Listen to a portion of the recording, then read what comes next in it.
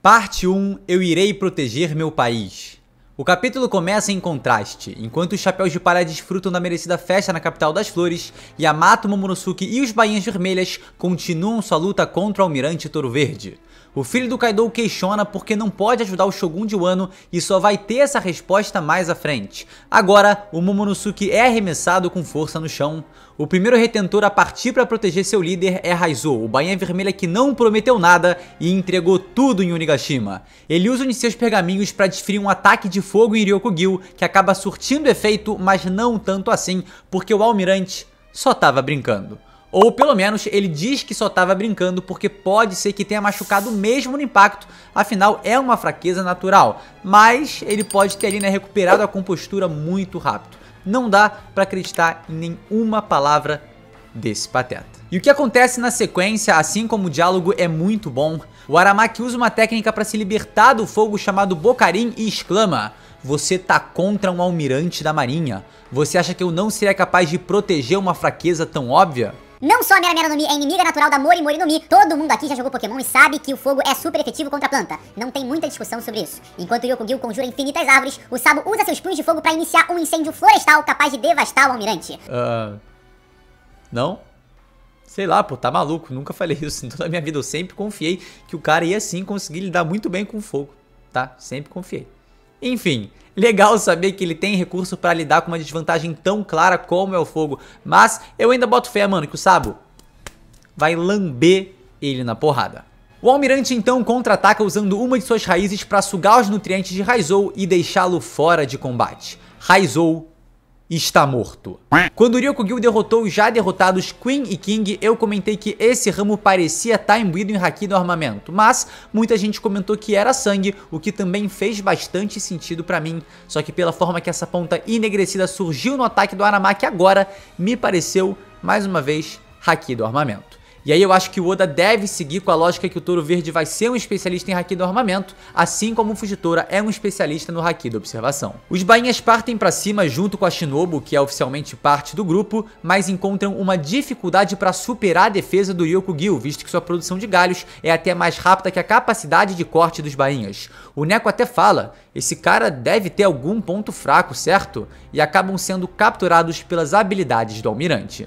Essa demonstração contra os bainhas, incluindo o recurso para lidar com fogo, realmente fazem dele alguém com capacidades defensivas e ofensivas, claro, muito insanas. E essa frase do Nekomamushi fortalece a ideia de ser muito difícil lidar contra suas habilidades. A Mori Mori no Mi é muito apelativa e também muito defensiva, mas eu acho que descobri o ponto fraco dele, e esse ponto fraco dele tem nome: Shanks, ou qualquer cara mais forte do que ele que faça ele peidar na farofa. E enquanto os bainhas vermelhas vão sendo derrotados e o Momonosuke é jogado no chão, nós somos lançados para uma passagem secreta com seu avô, Kozuki Sukiyaki. Parte 2. A origem do país de Wano.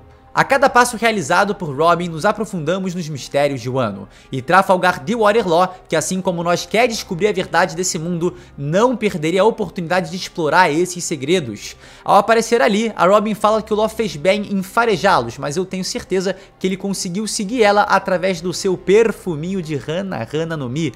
O cirurgião diz que não é bobo e nem nada e percebeu que ela e o Sukiyaki não estavam na festa com seu grupo de amigos, e foi procurar ela em outros cantos. E a pergunta que eu faço aqui é quem nunca, né? Quem nunca foi numa festinha, olhou pelos cantos e não encontrou aquela pessoa que queria encontrar, não sentiu aquele cheirinho que queria sentir e aí bateu aquele vazio?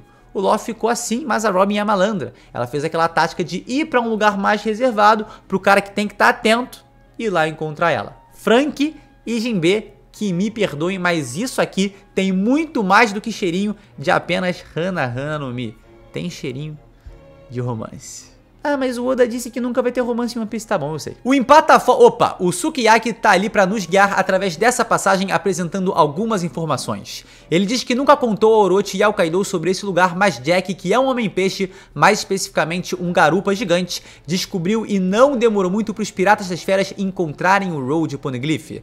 Só queria dar parabéns aqui pro Jack, tá, por ter sido útil pelo menos uma vez. Jack, meus parabéns. Ao ser questionado do porquê ser preciso um homem-peixe para encontrar o Poneglyph, Sukiyaki diz que eles logo vão ver, e quando perguntado o quão fundo é esse caminho, o Kozuki diz que essa escadaria os leva a algumas centenas de anos no passado. Nesse momento, me despertou aquela sensação de tá vindo coisa muito boa por aí, e eu achei que a gente ia ver Plutão, mas o que é mostrado a seguir me mergulhou, tá? Me afundou em curiosidade. E pra ser sincero, também despertou um lado teórico meu que ficou encantado por ver aquela paisagem. Então essa parte aqui vai ter bastante teoria. Robin vê uma luz, se arrasta até lá e Law teletransporta pro seu lado, Jinbe e Frank que me perdoem. Ambos olham através da clarabóia e se deparam com as ruínas de um antigo reino submerso. Sukiyaki diz que esse cenário era o país de Wano que existia há cerca de 800 anos atrás, exatamente durante o século perdido. A gente já sabia que o Wano escondia segredos em sua estrutura, mas ver esse vasto local abandonado, mergulhado em mistérios, me deixou, mano, todo arrepiado. E quando o Sukiyaki começou a explicar sobre o passado de Wano, eu senti que Oda tava entregando pra gente uma recompensa, né, por ter passado tanto tempo nessas terras sem saber suas origens. Há muito tempo, o país de Wano era maior e ficava no nível do mar e na terra na base do Monte Fuji, que já parece absurdamente gigantesco hoje em dia e antigamente deveria parecer um verdadeiro colosso além dos limites do céu. Em algum momento foi feito um muro para cercar a ilha. Como resultado, as águas da chuva acumularam dentro do muro, o que em alguns anos, consequentemente, gerou as cachoeiras. As pessoas abandonaram suas cidades que se tornaram inabitáveis. Eles construíram uma nova terra na encosta da montanha e isso se tornou o país que conhecemos hoje. E aqui a gente tem algumas perguntas sendo sugeridas, como por exemplo, o que levou Wano a levantar essas muralhas? Como essas paredes foram construídas e como a nova região foi montada em cima da água. Essa etapa do capítulo abre margem para muita especulação e eu vou dedicar essa parte 2 do vídeo a trazer algumas teorias sobre todo esse novo cenário apresentado, novo cenário muito interessante inclusive, apresentado para nós. Se não fosse tão interessante assim, não geraria tantas teorias, enfim. Bom, começando pela barreira, eu acredito que ela tenha sido montada como uma medida defensiva para o país, o que soa bem óbvio para ser sincero, mas também como uma forma de guardar Plutão, impedindo que ele fosse descoberto e principalmente usado. E em relação a como foi construída, eu tenho dois palpites. O primeiro é que ela foi construída com vários titãs alinhados. Tô brincando. E o segundo palpite, que é o sério, é que pode ter sido o antigo usuário da Ishi-Ishi no Mi, a fruta paramécia da pedra que hoje pertence a Pika, ou a Oshi-Oshi no Mi do Morley, que permite que ele empurre o solo como se fosse uma argila maleável e possa moldar coisas. Enfim, o Pika não pode criar esse elemento, mas pode navegar pelas pedras e manipulá-las como bem deseja, algo também semelhante ao Morley. Então, para alguém que é capaz de fazer um verdadeiro colosso em meio a Dressrosa, fazer muralhas como essa deve ser um trabalhinho maior, mas não impossível, com tempo e dedicação. E claro, né, auxílio também de outras pessoas.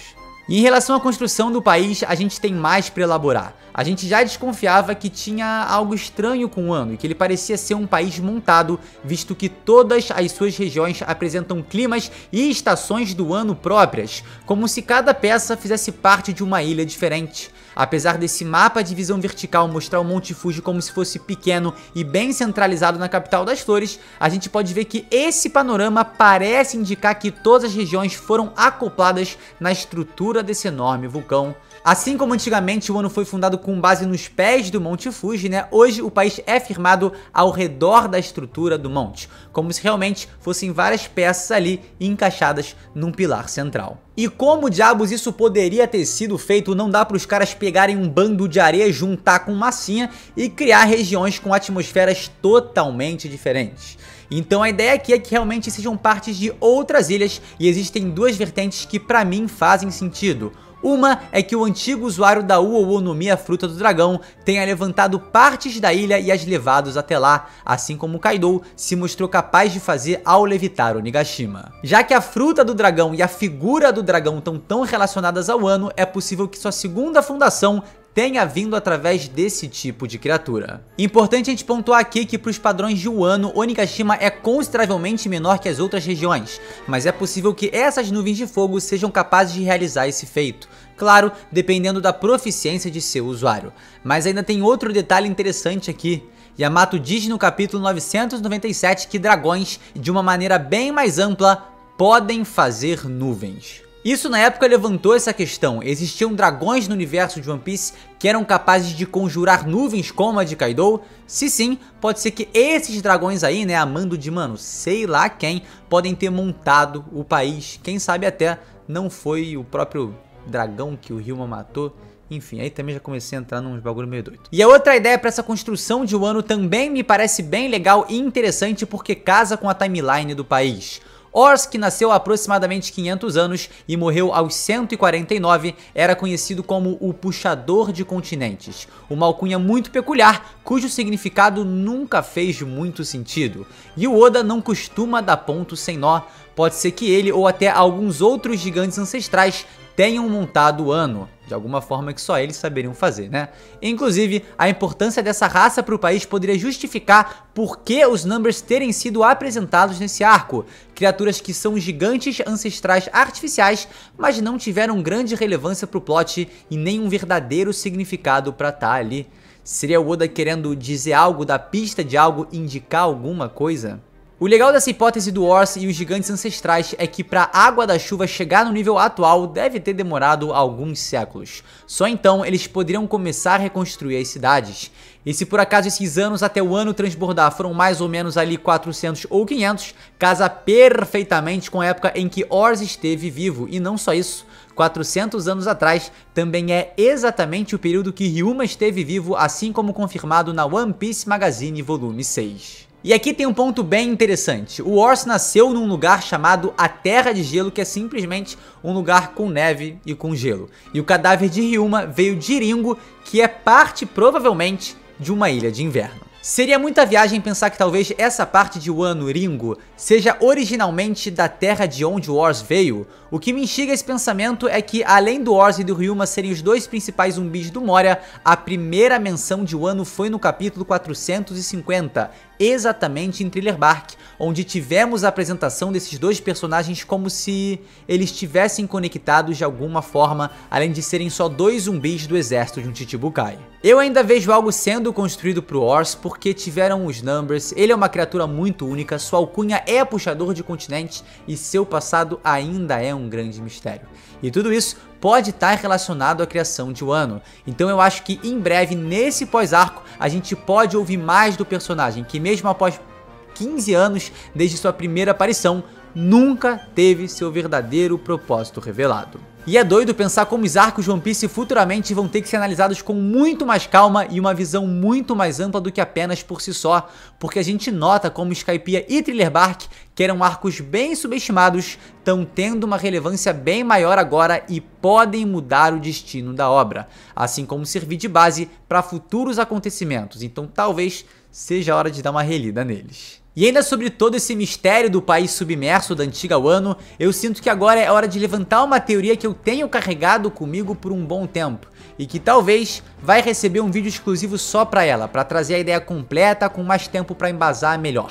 Mas esse cenário de um país submerso foi o que trouxe ela de volta à minha mente e eu sinto que começou a fazer mais sentido. Fica evidente que essas antigas ruínas de Wano são inspiradas em Atlântida ou Atlantis, uma lendária ilha do folclore grego que submergiu e nunca mais foi encontrada. E a ideia original da teoria era que Atlantis fosse a principal referência para a criação do reino antigo, só que com essa informação, a teoria ganha outro rumo. A antiga civilização de Atlantis era dita como uma utopia, uma ilha muito vasta, exuberante e próspera, regida por leis justas. Seu povo era descrito como sábio, capaz de feitos incríveis de arquitetura e engenharia. Atlantis, também mencionado diversas vezes como o Reino Perdido, foi uma ilha que sumiu ao provocar a ira dos deuses. E só nessa pequena passagem a gente já nota como a premissa é muito parecida com a do Reino Antigo, com a do Reino Perdido, um lugar justo, próspero, tecnológico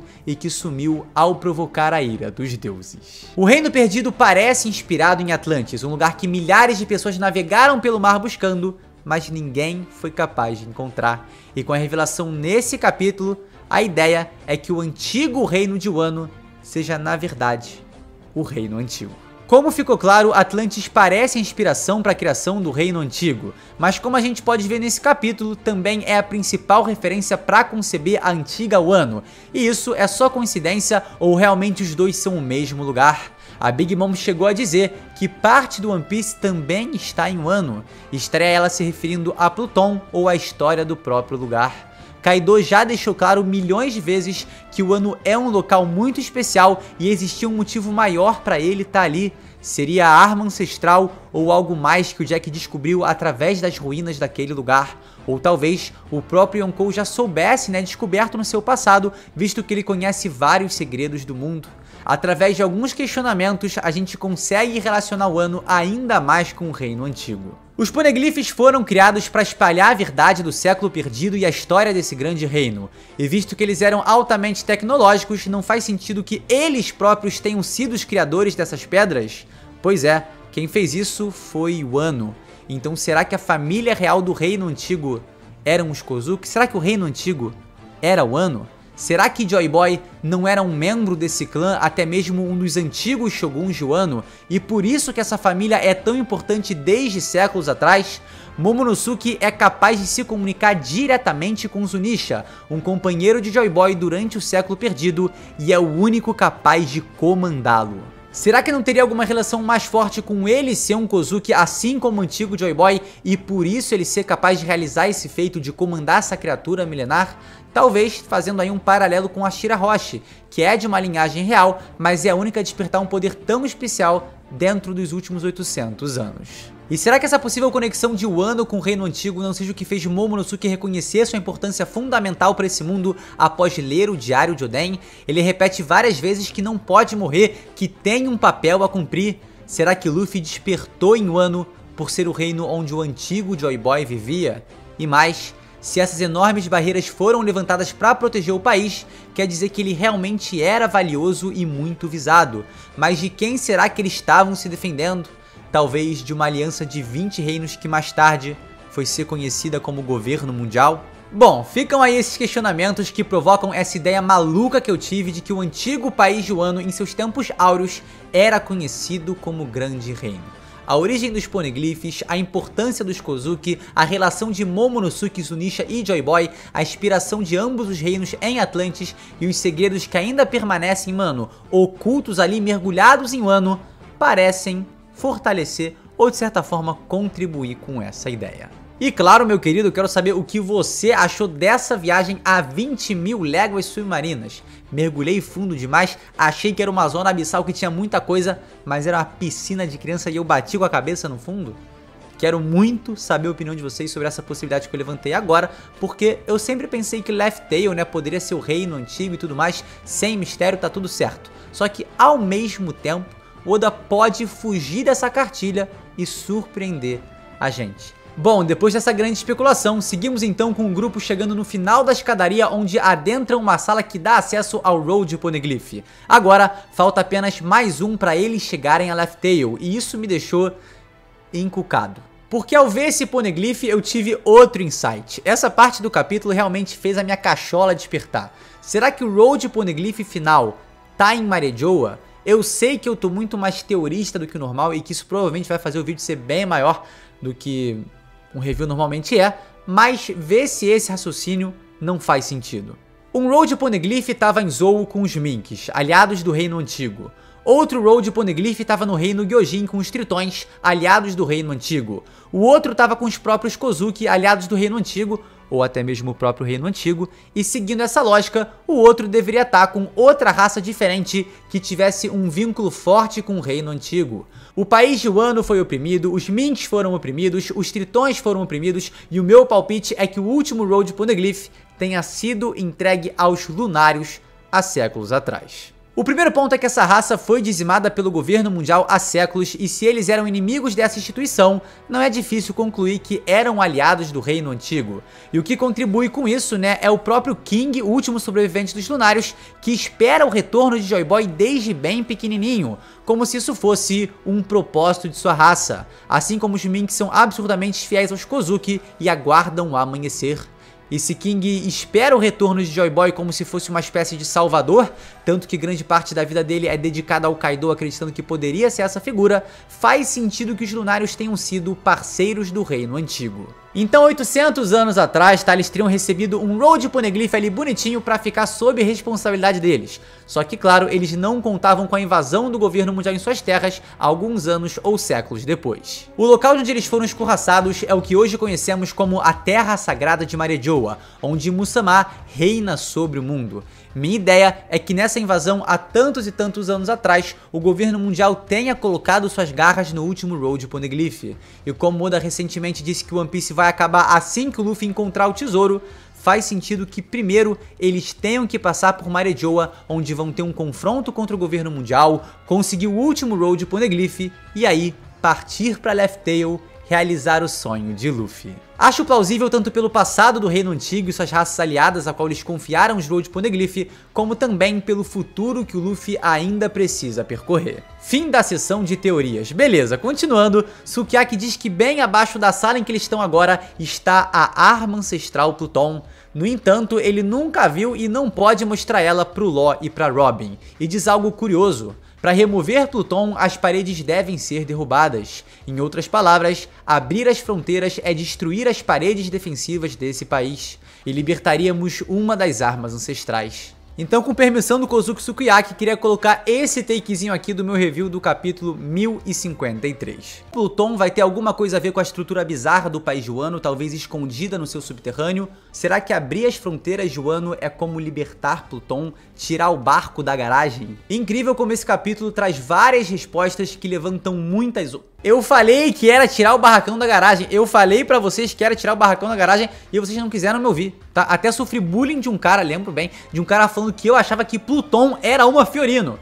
E agora eu tenho certeza que Pluton é uma Fiorino. Enfim, bem legal, tá? Eu gosto bastante da ideia e começa a fortalecer uma outra pergunta. Será que as armas ancestrais originalmente foram pensadas para serem armas de destruição em massa ou, cara, para buscar algum benefício pro mundo? Afinal, como a própria Robin questiona, né, por que o Oden iria querer fazer algo assim? Sukiyaki responde que contou tudo que era passado de geração em geração pela família Kozuki e não sabe dizer o que Oden aprendeu em sua própria jornada ao redor do mundo. E esse é mais um excelente motivo para ele conversar com Momonosuke, porque esse neto leu o diário de Oden e sabe alguns segredos sobre a jornada de seu pai. E o conhecimento dos dois, né, pode ser complementar. Então eu acho que nessa fala aí, tá, tem uma malandrice e é meio que Oda dizendo, olha, a informação que o avô tem e que o neto tem são complementares. Será que eles vão se encontrar e trocar essa ideia?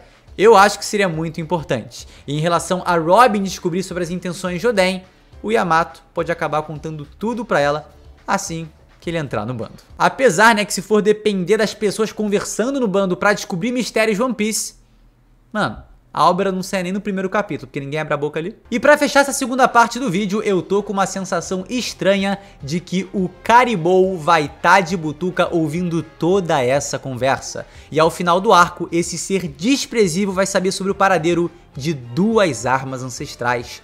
Poseidon, que ele descobriu na Ilha dos Tritões, e Pluton, que ele vai descobrir agora em Wano. Eu acreditava que ele ia comentar com o Kaido ou com a Big Mom sobre Poseidon, mas parece que Oda vai usar esse asqueroso para outro propósito ainda mais à frente. Será que ele vai passar esse conhecimento pro Barba Negra, por exemplo? Imagina só agora, tá? Já que eu já falei várias doideiras aqui, eu vou falar só mais uma. Imagina só se esse doido é o 10º Capitão Titânico. Ele parece meio bostalhão assim, né? Mas, cara, era um supernova desse ano. Tinha certa fama. E hoje eu tô meio fora da caixa mesmo, tô meio maluco. Mas vai que! Vai que! Parte 3, o melhor usuário do Haki do Rei. Voltamos para a árdua batalha perto da capital das flores contra o almirante Ryokugyu, onde vemos que o Yamato, sem nem entrar no bando, já começou a tomar aquela nerfada básica para não ficar no trio monstro. Isso aí é safadeza, hein?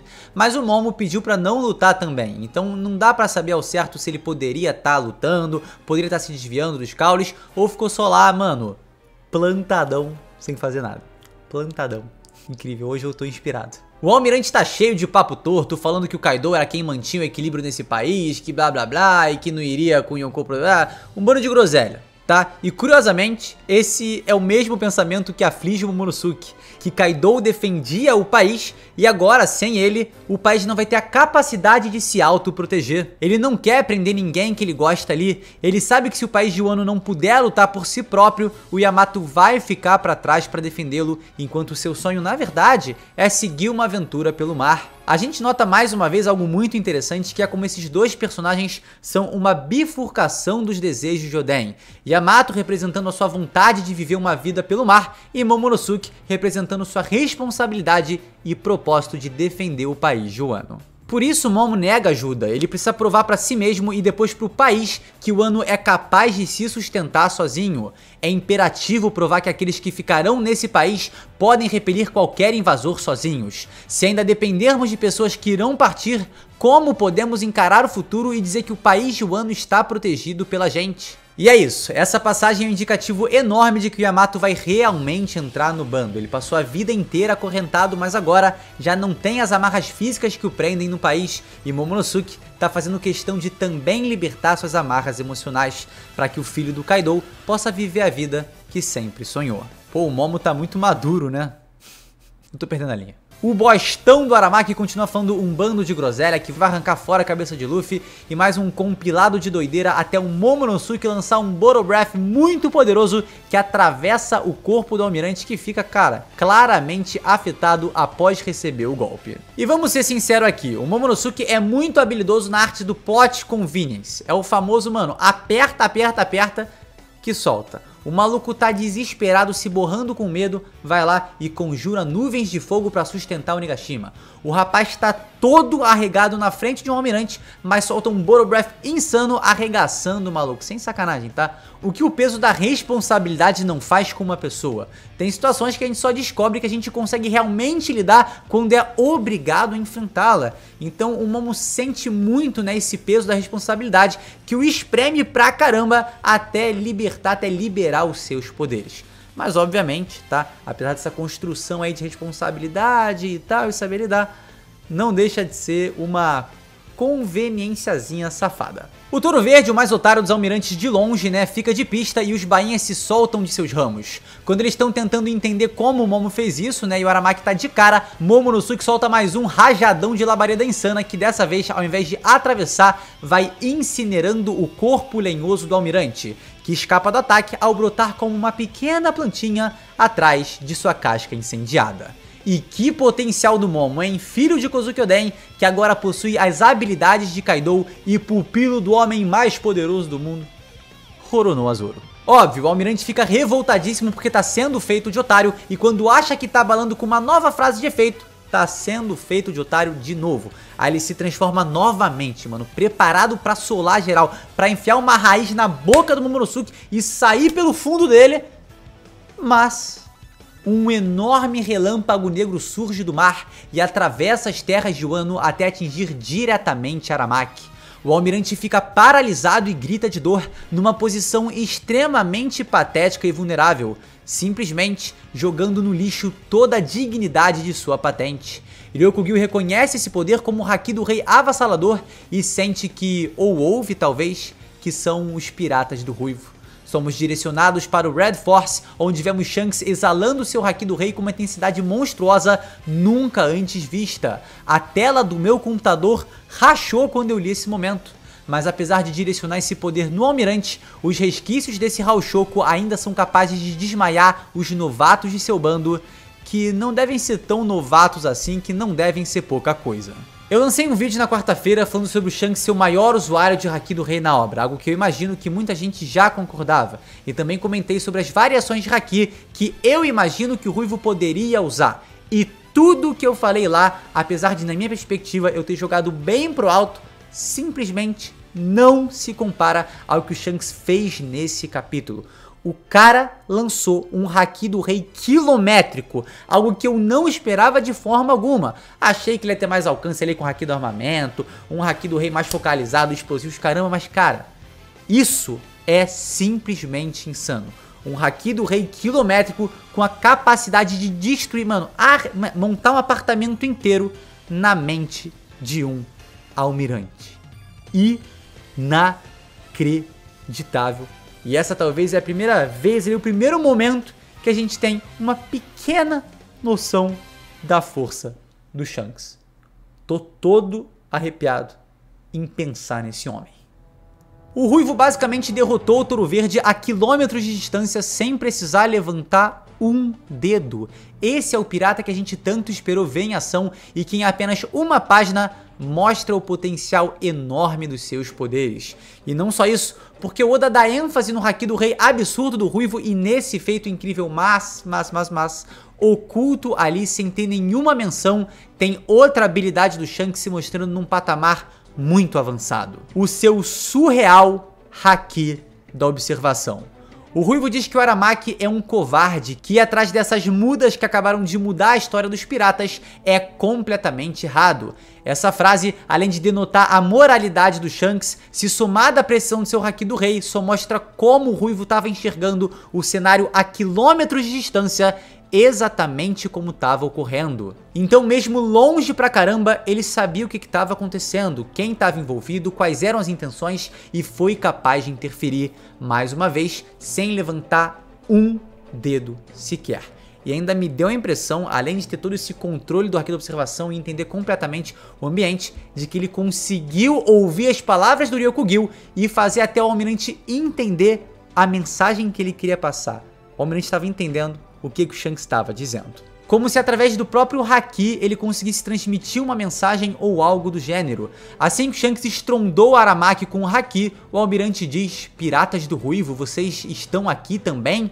Como se estivesse falando diretamente com o Shanks. E o Shanks, na sequência, parece responder e realmente enviar suas palavras para a mente do Vara Verde, que não para de tremer igual uma vara verde. E esse suposto diálogo vai tendo continuidade até o último momento do Ryokugyu, que fala: "Eu não tenho a intenção de lutar contra vocês, ainda não, beleza, parei." Que é uma frase que tanto pode ser direcionada aos adversários dele naquele momento, como fazendo bem mais sentido, né, para os próprios piratas do Ruivo. Eu achei isso insano demais e acho que faz muito sentido. O Ruivo vem para elevar o Haki a outro patamar.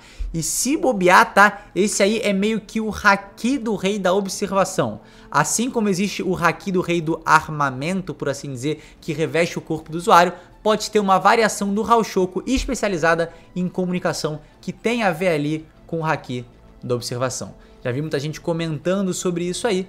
E, cara, agora parece uma possibilidade mais forte do que nunca. E eu não sei pra vocês, tá? Mas o Shanks é o meu herói, o salvador do país Wano, aquele que busca o melhor pra sociedade, o homem que mantém o equilíbrio no mundo, arquitetando o terreno pra volta de Joy Boy, o ser que prepara uma nova era pro amanhecer. Idealista, forte, ético, respeitoso, poderoso, gentil, amigo fiel. Se esse homem não é um herói, eu não sei o que é.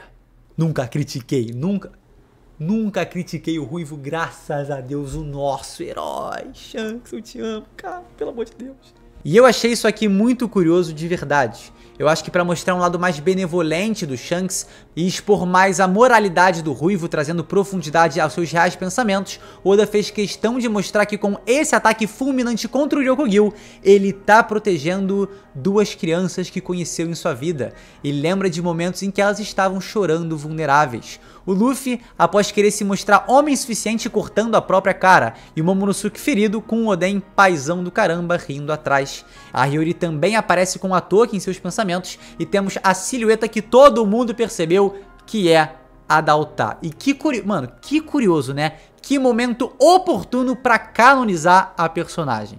Uma semaninha apenas antes do filme Red. Será que agora os leitores do mangá vão ficar mais interessados no filme e o filme vai vender mais ingressos? Eu acho que sim. Vocês estão com tanto medo assim da nova era? Provavelmente Shanks está se referindo ao temor que o governo mundial tem do novo mundo que virá após o amanhecer. Papo reto, o Shanks fez o que todos nós gostaríamos de ter feito. Oda traduziu nessa ação do Ruivo todo o sentimento de desprezo que a gente estava sentindo por esse almirante. Aquela raiva que ele mostra é o sentimento de repulsa pela desonestidade do Touro Verde. Então Oda criou um cenário e uma ação que, além de hypar a gente pra caramba que o Shanks é o brabo deus, nosso herói, faz a gente também se sentir representado pelo próprio Ruivo o que é muito incrível. E eu fiz essa pequena montagem aqui, esse meme maravilhoso aí pra homenagear o pior almirante, o almirante mais asqueroso de todos os tempos. Momo e Yamato comemoram, o Shogun chora de alegria, provavelmente sem entender o que acabou de acontecer, né? Porque ele não queria ajuda externa, mas ela veio. Só que, cara, as palavras do Ryokugyu, apesar de parecerem direcionadas pro Shanks, também fazem sentido de serem interpretadas pelo Momo como se fossem pra ele próprio. De todas as formas, a moral que ele ganha ali é grande, tá? Na cabeça dele, seus esforços foram suficientes para assustar até mesmo um almirante. Grande upgrade em confiança que é muito importante para alguém na função do Momo. Cortamos então para a última página do mangá, onde vemos os Chapéus de Palha festejando e o Quarteto Monstro na arquibancada, na tribuna de honra, só vendo relaxados a batalha entre os defensores de Wano e um almirante da marinha. Zoro, o grande mestre do Shogun, parece impressionado com seu pupilo. Sanji, gentil, queria ajudar seus companheiros. Jinbe, sensato, ficou de cara com o haki do rei monstruoso que sentiu. E Luffy, bom, o Luffy lembrou de um rosto familiar. E não tem muito o que racionalizar aqui, né? Só sentir ao ver o sorriso do Luffy lembrando do Shanks e vermos o Red Force indo para além dos mares que cercam Wano em direção ao amanhã. A última vez que eles se viram, Luffy era só uma criança que tinha um sonho bobo. Hoje, ambos figuram no mais alto patamar, no mais alto escalão da pirataria, esbanjando seus títulos de Yonkou. O garoto que tanto se inspirou no Ruivo, hoje é um igual. E que primeiro momento da nova tripulação dos Yonkou Chapéus de Palha. Vocês também sentiram que eles estavam só ali, mano, assistindo relaxados? Que se por acaso fosse necessário, eles só iriam descer ali, enfiar a porrada no almirante e voltar como se nada tivesse acontecido? Essa foi a minha interpretação e com todo o respeito do mundo, tá? Mas que dia ruim pra ser fã da marinha. A gente também nota como o Luffy já tem um quê de Yonkou, né? Os imperadores supostamente são muito difíceis de se alcançar. Isso porque sua influência é grande e faz com que eles tenham muitos seguidores ou aliados que você tem que lutar primeiro. E Oda coloca logo um almirante pra tentar alcançar o Luffy e não conseguir. A que patamar o garoto do chapéu de palha chegou. Muito hype nele, muito hype no Shanks e muita alegria de ter um mangá tão fantástico como esse para ler na sexta-feira. Meu irmão, que capítulo incrível, que delícia é One Piece. Parte 4, últimas considerações. Vamos lá pra fechar o review. Primeiro só queria mostrar que o Shanks é o inimigo natural da marinha. O cara chega pra meter bronca e todos os marinheiros se peidam na farofa. Será que o Shanks usou seu hackzão do Deus pra assustar o Kaido há 2 anos e impedir que ele fosse a Marineford? É possível.